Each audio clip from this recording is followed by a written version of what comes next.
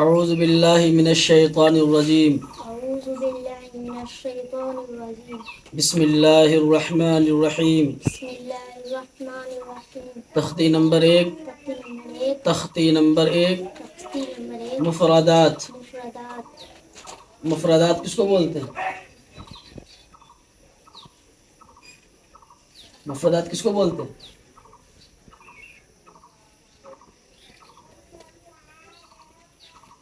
کس کو بولتے ہیں مفردات؟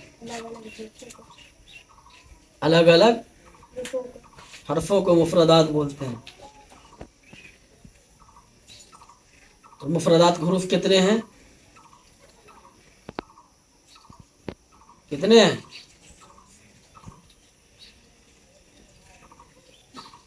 مفردات حروف کتنے ہیں؟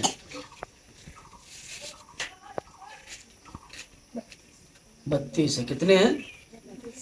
قرآن شریف کو پڑھنے کے لیے سب سے بہترین کتاب اور سب سے بہترین سہارا نورانی قاعدہ کیا ہے؟ نورانی قاعدہ.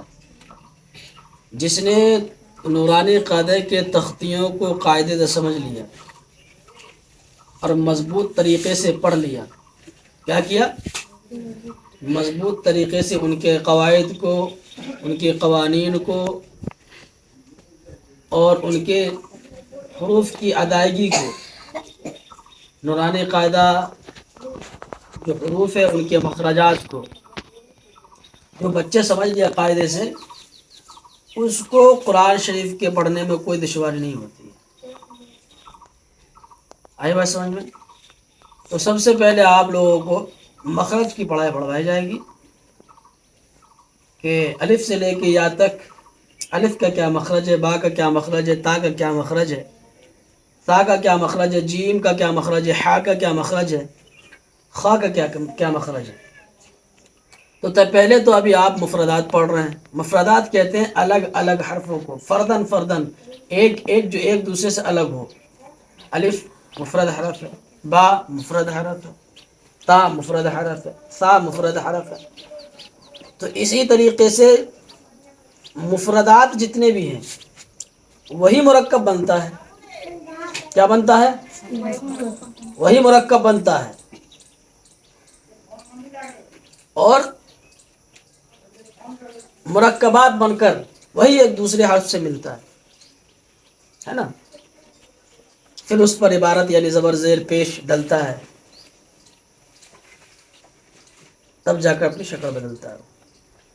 لیکن سب سے پہلے آپ کو مخارج صحیح کرنا ہے. کیا کرنا ہے؟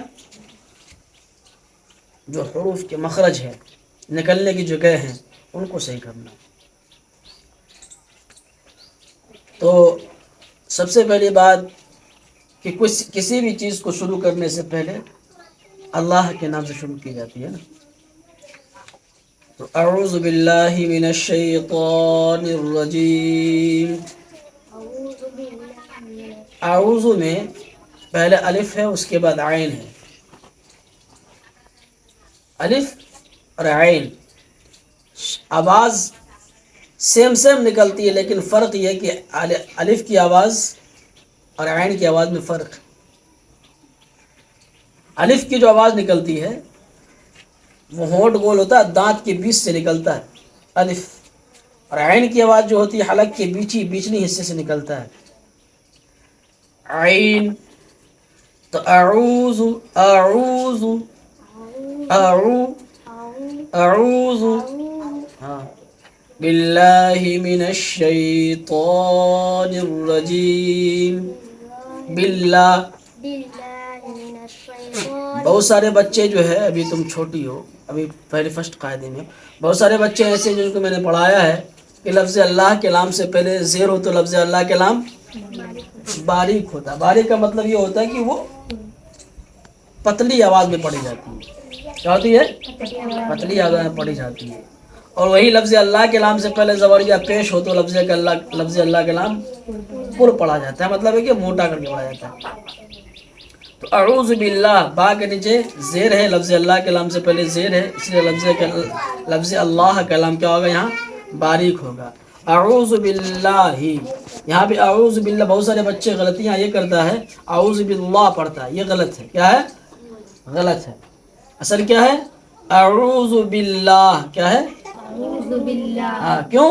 اس لیے کہ قاعدہ یہ کہہ رہا ہے کہ لفظ اللہ کے نام سے پہلے لفظ اللہ کے نام سے پہلے زیر ہو تو لفظ اللہ کا نام باریک ہوتا ہے. تو یہاں پہ لفظ اللہ کے نام سے پہلے کیا ہے؟ زیر با کے نیچے اس لفظ اللہ کا نام باریک ہوگا. تو آپ قرآن پڑھنے جا رہے ہو نا، اور قرآن اللہ کا بہت بہترین کلام ہے. تو اللہ کا کلام کو کیسے پڑھنا چاہیے؟ صحیح پڑھنا چاہیے، ہے نا، سوار کے خوبصورت انداز سے. اگر آپ اللہ کے کلام کو صحیح سے نہیں پڑھیں گے، آپ اللہ کے کلام کو صحیح طریقے سے نہیں پڑھیں گے، تو پھر کیا مزہ پڑھنے میں؟ کیا مزہ پڑھنے میں؟ تو اللہ کے کلام کو صحیح سے پڑھنا چاہیے. کیا کرنا چاہیے؟ صحیح سے پڑھنا چاہیے. ادھر بھی گھما کے دکھاؤ بچوں کو اللہ کے کلام کو. ان لوگوں کو دکھاؤ مکتبوں کی طرف. صحیح سے پڑھنا چاہیے، ہے کہ نہیں؟ تو ابھی جتنے آپ لوگوں نے پڑھا، آپ لوگوں نے جو کچھ پڑھا، سب کو میں نے کیا کیا؟ ساری چیز کو بتا دیا. قرآن میں بھی ہے.